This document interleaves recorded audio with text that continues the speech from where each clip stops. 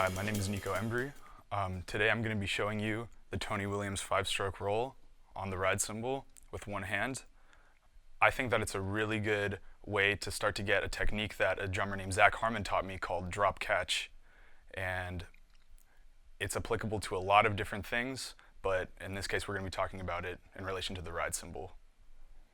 So the way that we're going to start looking at this ride pattern is we're going to take a grouping of 3 and drop 2 strokes and pick up 1, and then we're going to take a grouping of 2 and drop 1 stroke and pick up the second. So it's going to look like this.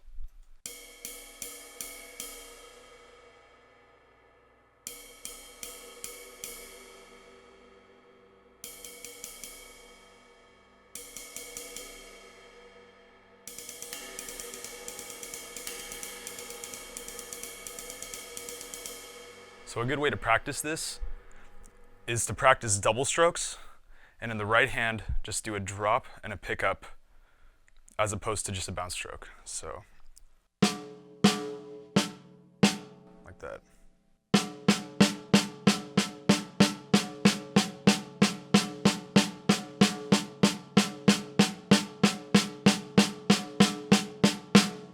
And then when you move that to the ride cymbal,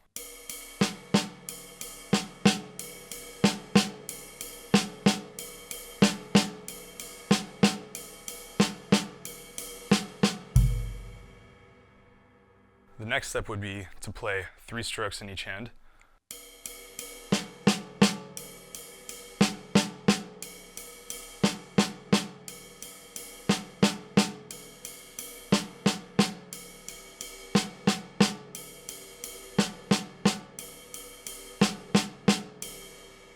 And then bridge the 2 together and do 5 strokes in each hand.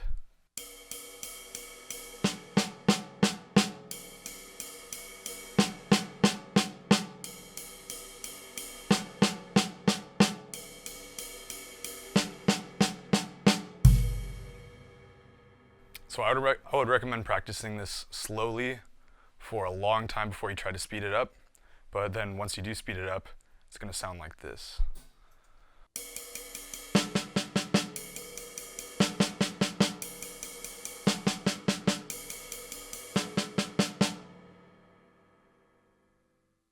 And then move it all to the ride cymbal.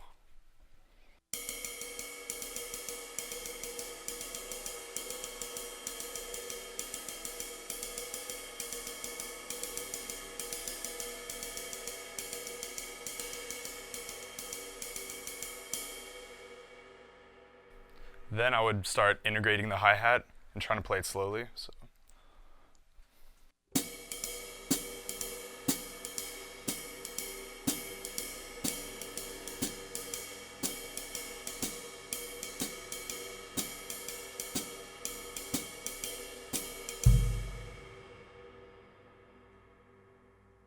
And then once you get that down, you're going to want to speed it up. So.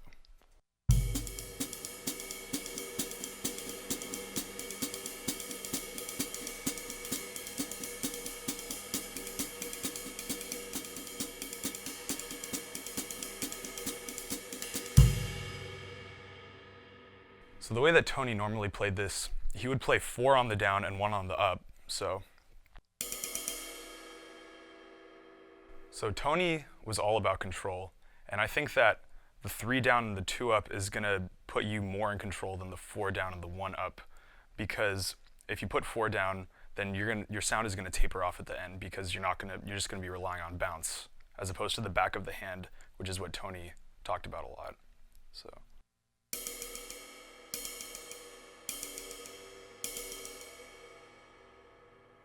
That's just bounce, and as you can tell, it's not quite as even as it could be. So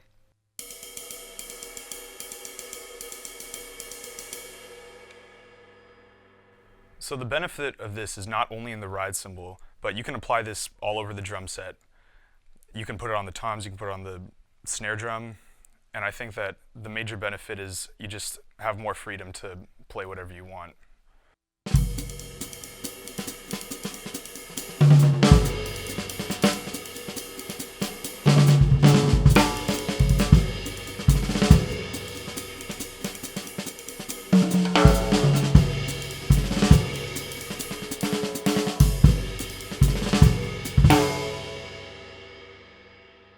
So I find that the biggest benefit of this is the amount of control that it gives you, because if you're playing on a ride cymbal, you have a lot of rebound, and it's kind of easy to fudge just 5 bounce strokes.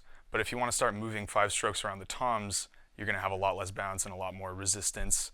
So bounce stroke isn't going to work. So you're going to have to really get in touch with your hands and like be in full control of the stick. So this technique isn't going to be learned in 2 or 3 days. It's going to take some time, but if you put the work in, I think you're really going to start seeing the benefits and the amount of control that you can gain from learning this technique.